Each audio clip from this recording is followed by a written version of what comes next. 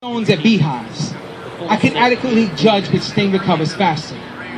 The forgiveness I casted out, baiting sharks with fish. These creatures chew on flesh, jawlines made of rock and regret. You feasted on the marrow of my bones, and still, on the brink of paralysis and coma, someplace between seesaws in the sand and holding your hand not too grip that you felt closed in, and not too free that you wanted to swim in places where the shore wasn't visible. I wanted to talk to you in tree houses, with soup cans and secret-coded phrases built of hurricane branches and neighbors' wooden fences tied with the strands of your hair. But you are not Goldilocks, and height had a way of making my heart rate blast off like rockets. Maybe that's why we became accustomed to countdowns or throwing wishes at shooting stars when our skyline was barely inches off the ground. Pressing sticky notes with fingers, raised them to the roof like heaven was a rave and I an uninvited nerd. So I asked God, if I got on my knees, would my prayers not have enough arc? Just be slingshots at the clouds, or would these apologies be grenades hidden behind my teeth? So even when I smile, they'll be ready to detonate its abuse. I want to be sorry for all the 3-day beers that made rashes on your upper lip. The ones that never stopped you from kissing.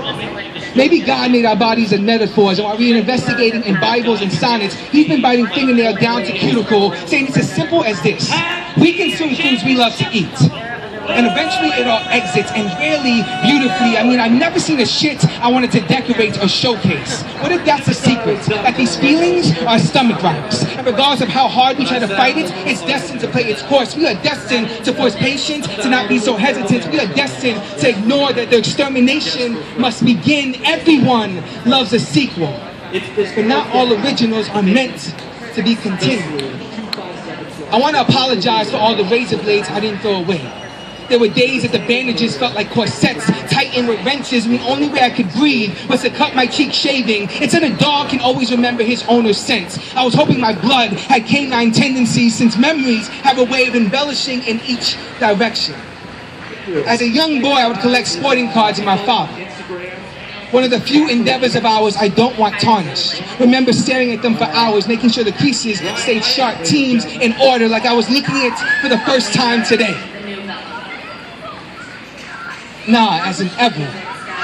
See, treasure for me wasn't expense. It's how far are you willing to extend? What extent are you willing to defend your ego? You see, even the world's best poker players know when to fold.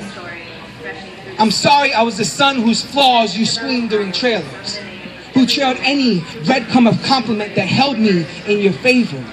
See, my strength meant your savior, and my weakness meant I'm failure. Accepted awards you were not nominated for. As a young boy, I knocked on too many doors, slept on too many beds when I had trouble learning to make them. We are born not walking, and we die barely standing, and somewhere in between we do some limping, some crawling, some jumping, some running. It said forgiveness is what you give to others, but forgiveness is what you allow yourself when others are not brave enough to admit it. It's revealing your jugular to a pride of lions and having no fear. And truthfully, there were times I wish you were there. And truthfully, there were times I wish I wasn't so damn scared. But then I look at the man I've become, and I admire the boy that I had to leave behind. If the bite doesn't kill you, forgive and watch it become tame. Thank you so much. I'm Frankie Soto, Hidden Legacy. Please, Book Festival, please come back, talk. I have cards, books, my album on my website, hiddenlegacy.org. Instagram, Hidden Legacy Poet. It's really simple. # Hidden Legacy. You'll see a lot of absurd